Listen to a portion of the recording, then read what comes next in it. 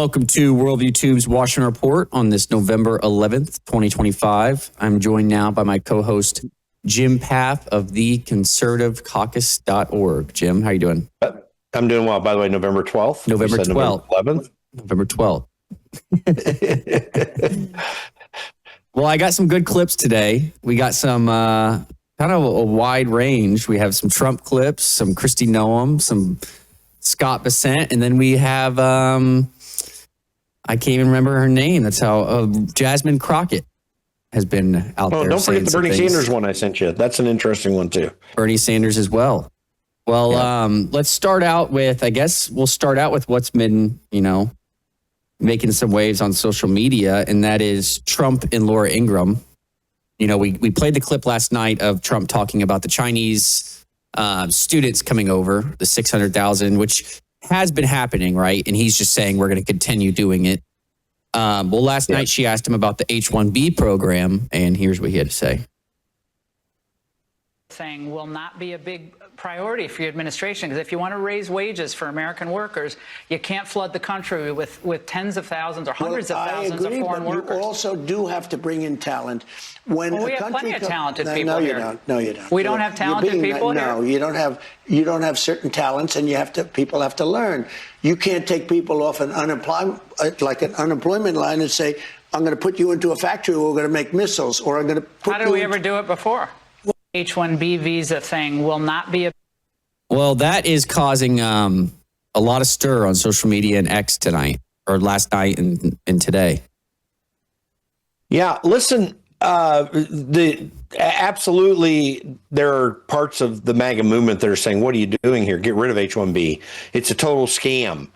The H-1B program is being scammed. There's no doubt about that. I mean, there need to be reforms, massive reforms in the H-1B program.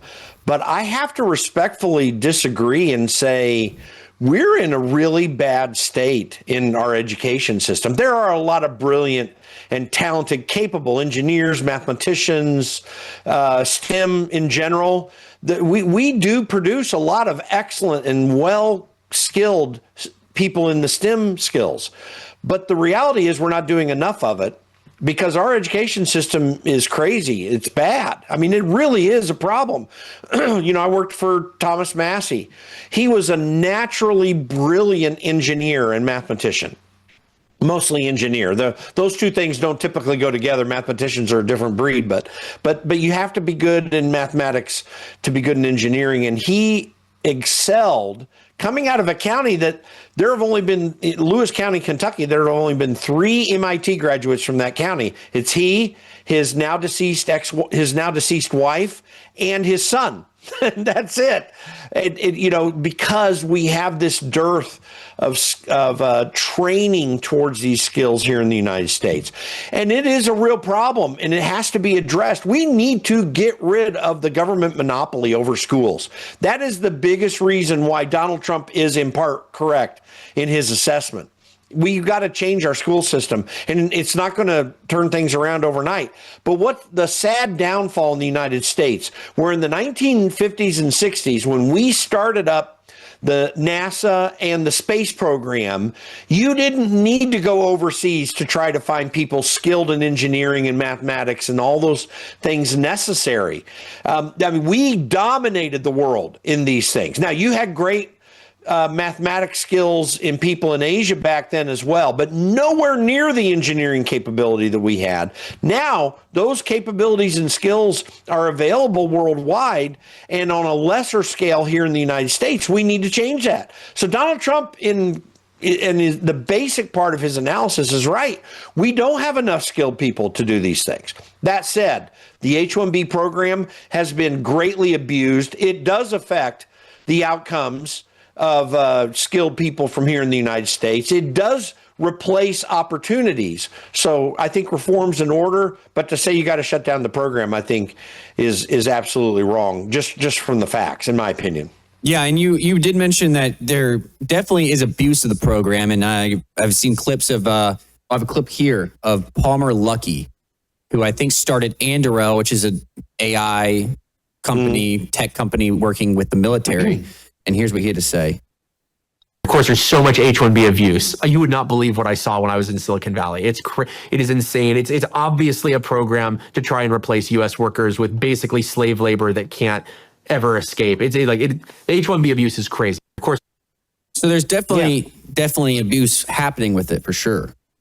Yeah, that's right. And it is possible that Donald Trump's not taking into account the amount of abuse that is actually there. I think Elon Musk has it pretty balanced in terms of what the need is. And of course, he's leading the world in engineering skills and capabilities that he has to have in his companies. I think that there are some good actors like him who know what the problems are, but he keeps advocating for the fact that we still need some of these skilled workers. I think the story here is not as much to beat up on Donald Trump about what he's saying regarding this, because he has some facts right. But I think the bigger thing is we need an aggressive assault on the government monopoly situation when it comes to our education system.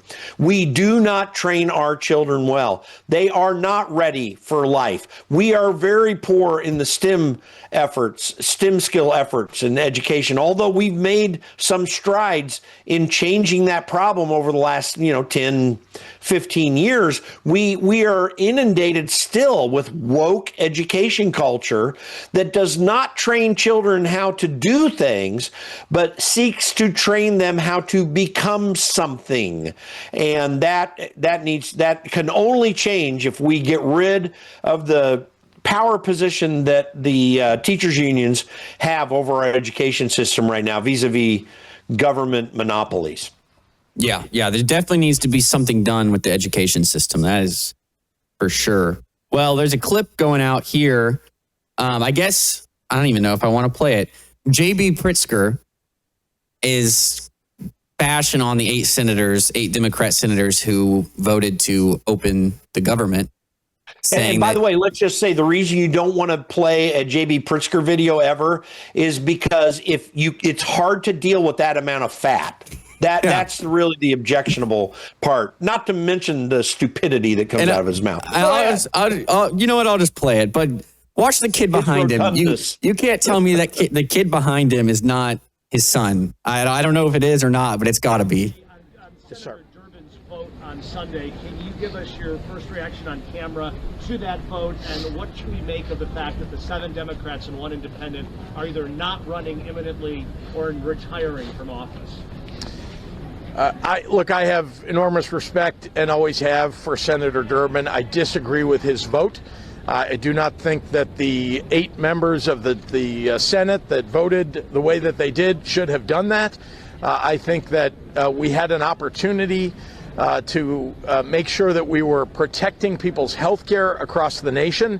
But for whatever reason, those members decided to vote the way that they did. I'm disappointed. I think that more could have been done here, but there is another opportunity in January, and we'll see what happens. Governor, to follow up with that, would you want Senator Durbin to endorse your Senate candidate, Lieutenant Governor Juliana Stratton, or is this endorsement tainted? I'm not going to speak to that here. I'll just say that I have worked with Senator Durbin over the years. He's a good person. He tries to do the right thing. I don't agree with what he did last Friday. Or a couple of days ago, I guess. I don't agree with what he did, but I respect him, and I'm also, as many of you know, I believe that Juliana Stratton is the right person to replace him in the United States Senate, and she has stood foursquare for restoring health care and restoring SNAP benefits to the people of the state of Illinois. Well, there you go. He says that this was a point of leverage we had, and by the way, that is not his son behind him. No. It looks like it, though. If genetics are true, then his son has a same frame and build. But I have no problem kind of beating up on J.B. Pritzker. There's so much bad about what goes on in Illinois. And Dick Durbin is no better than J.B. Pritzker, who's no better than any candidate that either of them would endorse to replace Durbin in the Senate.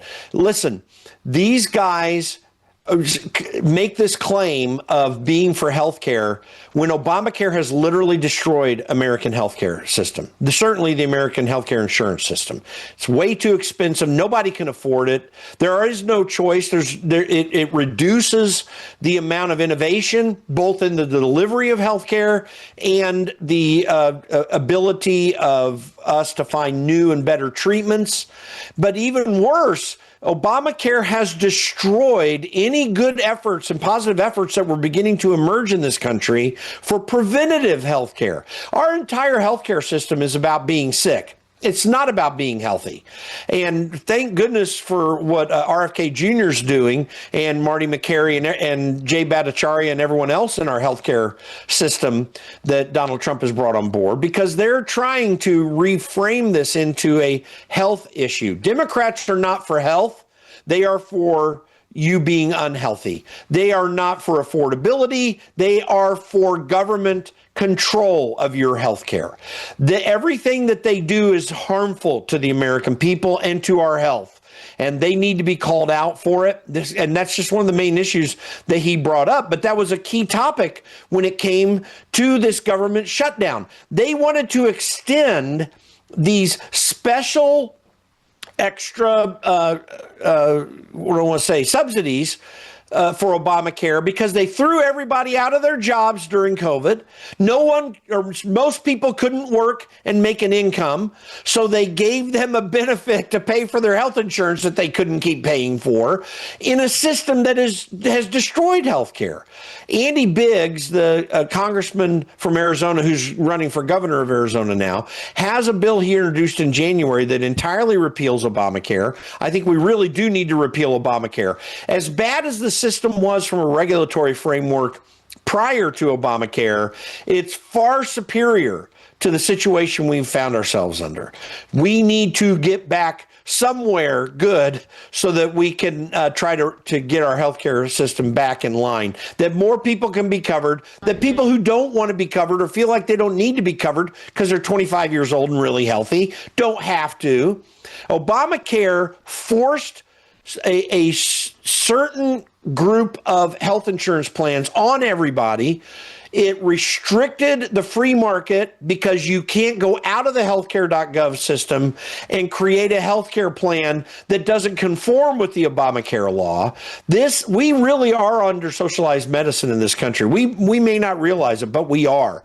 Very expensive, poor delivery systems, and lack of innovation in better delivery. All things that we used to be really good at in this country, Obamacare destroyed. So I think that's the biggest message related to this government shutdown, and Democrats this albatross needs to be hung around their neck. Yep. And when we come back from the break, we have some clips that show that the Democrat Party is trying to shift into the more, I guess, progressive, younger candidates like Mamdani, Jasmine Crockett, those types of characters.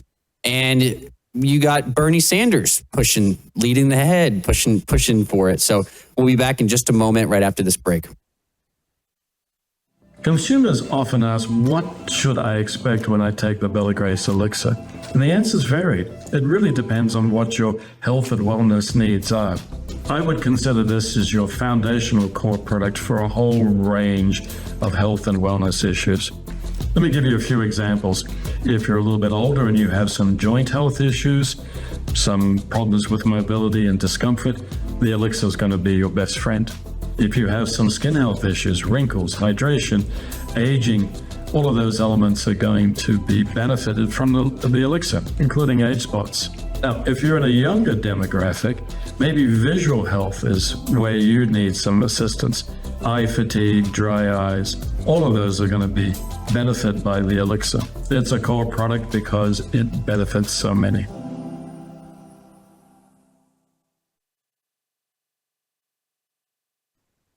All right, welcome back from the break.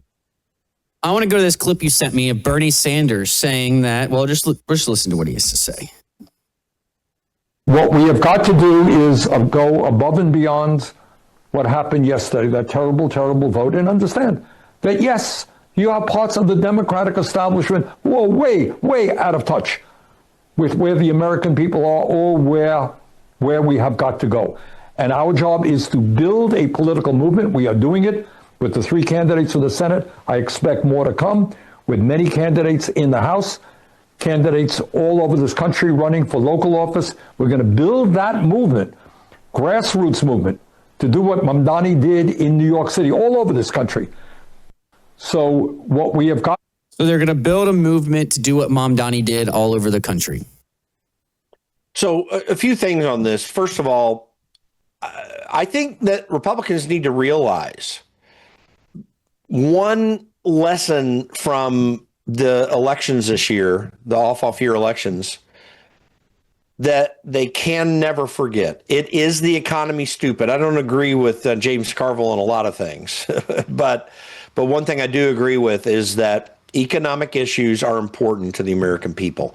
Most folks are not as dug into the day-to-day back and forth of politics like you and I are, of necessity. It's because that's what we do. And it's important for somebody to do that so that the American people don't have to think about it all the time. But they are thinking about it more, and they are engaged in it more because they do feel the pinch in their pocketbook. There's no doubt Donald Trump is making things better in this country. And there's no doubt whatever negatives people try to bring up against him is that he's dealing with a horrible situation that Joe Biden created. And he's absolutely right about that. And we need to remind people. But that does not change the fact that the American people have certain feelings, and those things need about where their economic situation is. And that needs to be addressed.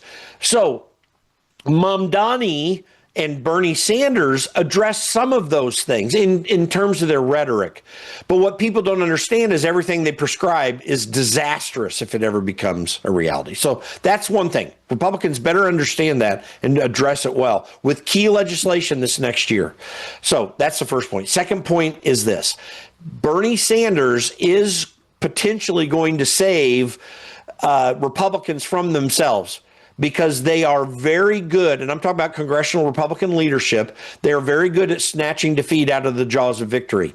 And Bernie Sanders is creating a division in the Democrat Party that is going to have success in certain areas, but is also going to continue the division that happened over this shutdown and the rancor that's happening within Democrat circles. They haven't figured anything out. They don't have a leader, and nothing is clear for them. So that's actually good for Republicans.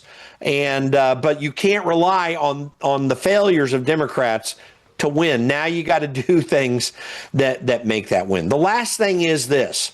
The Democrat Party is the heart of the Democrat Party right now is dedicated to socialism and communism. Hands down. As you've heard me say many times, the Democrat Party is not an American party. And again, I'm not talking about the voters. I'm talking about the elected officials in the Democrat Party. They do not form an American party in any shape or fashion. The Constitution means nothing to them. The principles of the founding are something that they despise and have worked very hard to try to destroy. Just take the 1619 Project, which tried to make us out to be a slaver nation, which we weren't. We had slaves, but we were not a slaver nation. We tried to get rid of it. They are reconstructing the meaning of the Constitution and what we need. In fact, they want to move away from constitutional governments. And then we saw in the Biden administration their efforts to censor the American people, to use lawfare to go after political opponents, and frankly, deconstructing what the executive branch can do, affirming the deep state and using all of the legal authorities to go after political opponents. That's what they stand for. It's very third world. They are not an American party. And this just emphasizes that. The heart of the American party is Jasmine Crockett, AOC, Bernie Sanders, and these types of people. There are no opposing factors in the Democrat Party to that message. There are just weak actors that don't know how to overcome them. So that's what they are about. They are a socialist, Maoist, communist party. That's who they are. Zoran Mamdani is not an aberration except in his manner of politics. When it comes to his policies, they align perfectly with the Democrat Party. And that's what we need to be aware of moving forward and try to communicate to the American people to stay away from. Yep. And you brought up Jasmine Crockett. I have a clip of her But first, I'm going to play Charlemagne. I guess he's a big podcaster on the left. Charlemagne the God. That's who that is. He did a lot of interviews with Kamala during the election, the campaign. But here he is discussing Crockett. Jasmine Crockett is actually what the Democrats should be leaning into, like, because she is a phenomenal messenger. And some people just got it. Like, some people just have a different anointing on them. You don't know why certain people, cause folks to gravitate towards them. To me, it's more than Jasmine Crockett having that moment with Marjorie Taylor Greene when she was like bad bleach body or whatever it is. Like, if you watch her in these congressional meetings, like, she's always on message about something. I was watching her yesterday and she was, just blatantly, she was like, yo, Donald Trump is racist and this whole administration is racist and it starts at the top. And she just broke down example after example of why she just said what she said. And you heard them gasp at first, but then she broke down example of why she feels the way she feels. But it was all rooted in how, they just don't care about what's going on with the poor and disenfranchised. They don't care that y'all not getting y'all checks, during the government shutdown. They don't care that the SNAP benefits, are going to be gone on November 1st. They don't care about none of that. They care about that ballroom. And just the fact that she was able to articulate that in that 3-minute clip that I saw, and it was so powerful and so provocative, and you understood. All right. Well, there you go. That just shows you, these people are, the face of the Democrat Party. I mean, these are the top. I guess this guy is one of the top podcasters, top voices in the liberal movement, and he's 100% behind Jasmine Crockett. But I have a clip of her talking about what we need to do to why we haven't had a terrorist attack. Hey, before you go that, let me just address what Charlemagne was saying there. First of all, Jasmine Crockett has some things on her side. She's a very attractive, beautiful lady. But she is very, very mean and rude. And Charlemagne is right. She kind of stays on the message that she has. Here's the problem, though, and this is the problem for Democrats in general. They are absolutely seeking to be destructive in what they promote. What she promotes is a destructive thing. They have not expressed a vision for America other than we're going to throw money your way. Now, that will get to some voters, but that does not capture the heart of the American people. Jasmine Crockett will never catch that. This is the one thing that Charlemagne's missing. And by the way, Charlemagne's not a dumb guy, and he has a very large audience. A lot of folks aren't aware of how large his audience is. It's not maybe as big precisely as Joe Rogan, but it's not too far behind. He's got a really huge following. He has a voice that a lot of people listen to. But the reality is, they do not express vision for America. They only express their anger at Donald Trump. They can't even clearly articulate what it is about Donald Trump other than to call him a racist and Hitler and all this kind of stuff. And that just doesn't fly. So Jasmine Crockett has the skill of being an attractive spokesperson, not just physically attractive, but also attractive in some of her manner and clarity of words coming out of her mouth. It's just that the core of everything that she puts out there is absolutely wrong and consistent with all that's wrong about Democrats. The problem is Republicans don't always have a clear alternative to that. But anyway, that's what I want to say about Jasmine Crockett. Go ahead and play her clip. Here we go. One of the reasons people haven't been flying planes into buildings in the United States is because of our soft power, is because of the diplomacy that we were doing, where we were building relationships where people would look at us and say the Americans are good people. Because when we spend money for, say, them to get medicine in their country, it don't cost what it costs here. It costs pennies. That was helping to keep us safe here. Don't let them play you. Don't let them divide you. I don't really care what you think about the LGBTQIA community. I don't really care what you think when it comes to abortion. I don't really care what you think when it comes to immigration. If you allow them to cherry pick you, then at the end of the day, something that you do care about, one of the freedoms that you do hold dear, is going to be under attack. So the reason the terrorists didn't want to kill us anymore is because we were giving them condoms. Well, that whole statement was just inane. She didn't even say anything in that. See, that's where the weakness is. Mm-hmm. So yeah, we don't have good relationships with people around the world because we throw money at them. That just doesn't work. I mean, take a look let's just take the example of Gaza.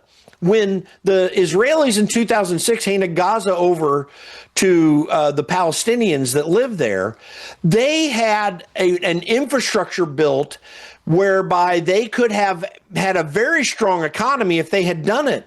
But Hamas, who won their original elections, took all that stuff, sold it off, destroyed it, and the economy there was horrible because of what Hamas was doing.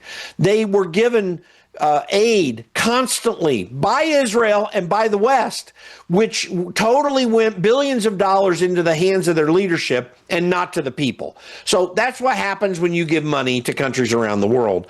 And you don't have to give money to free market economies and free societies because they grow and thrive. Okay, so that is not the issue. But even beyond that, she's talking about, I don't care what you say about abortion. I don't care what you say about transgender.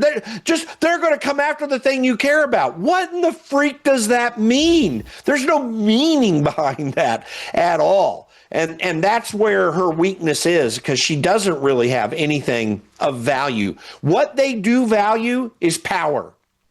Bernie Sanders, Nancy Pelosi, Chuck Schumer, name the leader you want on the Democrat side. They value power. They value running your life. And they do see politics as a transactional thing. I give you money, you vote for me.